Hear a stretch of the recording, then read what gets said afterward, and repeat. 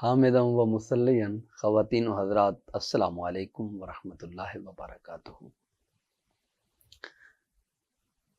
آج کا درس بہت بڑی اہمیت کا حامل ہے اور آگے جتنے بھی دروس آ رہے ہیں ان کے اندر ایک تربیتی بہت بڑا پروسیس موجود ہے۔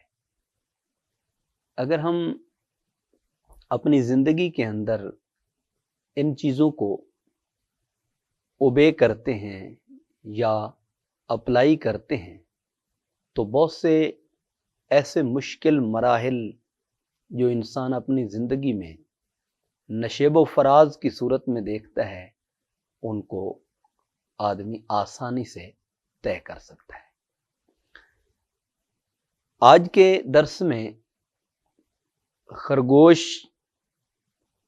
نے شیر کے پاس جانے سے انکار کیا اور تاخیر کی، جس کے نتیجے میں باقی جتنے بھی جنگل کے جانور تھے انہوں نے اس پر ناراضگی اور ناپسندیدگی کا اظہار کیا، اور خرگوش نے ان کو اپنے انداز میں جواب دیا۔ اس کو رومی صاحب نے خوبصورت پیرائے میں یہاں ذکر کیا: انکار کردن نخچیراں بر خرگوش در تاخیر رفتن بر شیر۔ خرگوش کے شیر کے پاس جانے میں تاخیر کرنا اور جو باقی جانور تھے ان کا ناپسندیدگی کا اظہار کرنا، انہوں نے اس بات کو پسند نہیں کیا۔ چوں بے خرگوش آمدی ساغر بے دور، بانگ زد خرگوش کاخر چند جور۔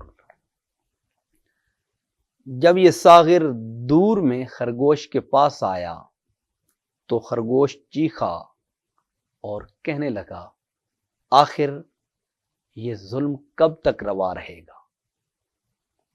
ظلم کہنے کا مطلب یہ تھا کہ شیر اپنی کچھار میں بیٹھا ہے اور ہم روزانہ کی بنیاد پہ اپنے شکاروں سے ایک شکار شیر کے پاس بھیجتے ہیں اور وہ چیتے کی طرح جاتا ہے اور شیر اسے نگل لیتا ہے اور کھا لیتا ہے، تو آخر یہ اس کا ظلم و ستم کب تک روا رہے گا؟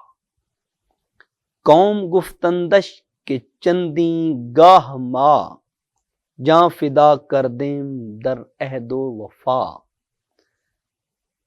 تو قوم نے اس سے کہا، باقی شکاروں نے اس سے کہا کہ اتنی مرتبہ ہم نے عہد وفا پر جانیں قربان کی ہیں، ایک ایک کر کے سب نے اپنی جان کو قربان کر دیا ہے اور پیش کر دیا ہے، اور آج تو اس بات پہ تاخیر کر رہا ہے اور دیر کر رہا ہے۔ تو مجو بدنامی ما اے انود، تا نرنجد شیر رو تو زود زود۔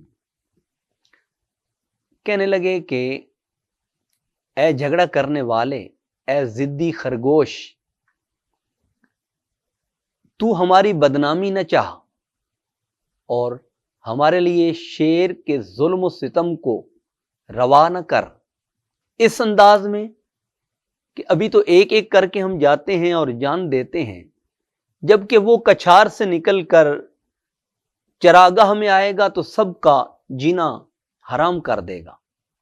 تو یہ بدنامی اب تو اپنے ذمہ نہ لے، تاکہ شیر خفا نہ ہو، تو زود زود جلدی جلدی جا اور شیر کا لقمہ بن جا۔ جواب گفتن خرگوش نک چیراں را و مہلت خواستن۔ تو خرگوش نے ان شکاری جانوروں کو جواب دیا اور مہلت چاہی کہ مجھے کچھ ٹائم مہلت دو۔ گفت اے یاراں مرا مہلت دہید، تاب مکرم از بلا ایمن شوید۔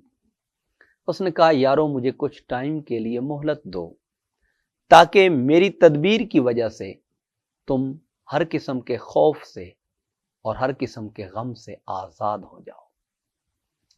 تا اما یابد ز مکرم جان تاں، ماند این میراث فرزندان تاں۔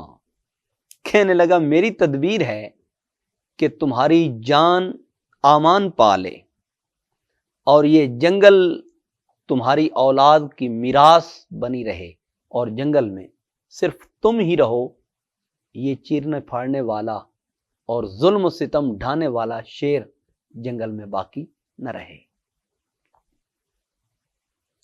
ہر پیمبر امتاں را در جہاں، ہم چنی تا مخلصی می خواند شاں۔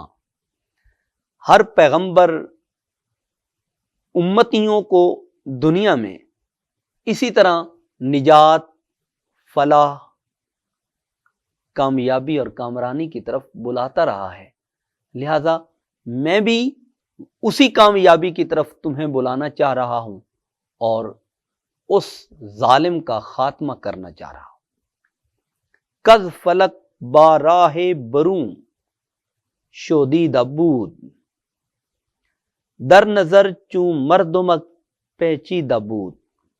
اس لیے کہ وہ آسمان سے باہر نکلنے کا راستہ دیکھ چکے تھے انبیاء علیہ السلام، وہ نگاہ میں پتلی کی طرح پوشیدہ تھے۔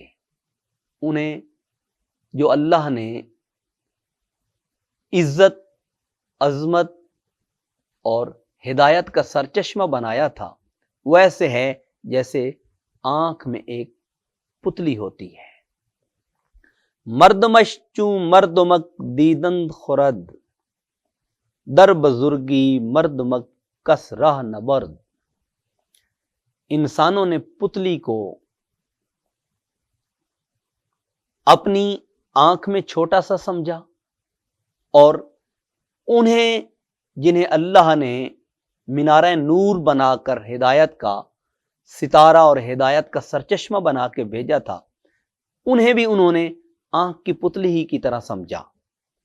حالانکہ یہ بات کسی کو معلوم نہ ہو سکی کہ پتلی کا مقام اور مرتبہ کیا ہے، کہ اگر اسی پتلی کے اوپر چھوٹا سا موتیا آ جائے تو کائنات کو دیکھنے سے آدمی محروم رہ جاتا ہے، کائنات اسے دکھائی نہیں دیتی۔ تو کائنات کے نظاروں کا اور کائنات کے اندر مشاہدات کا جو ذریعہ ہے،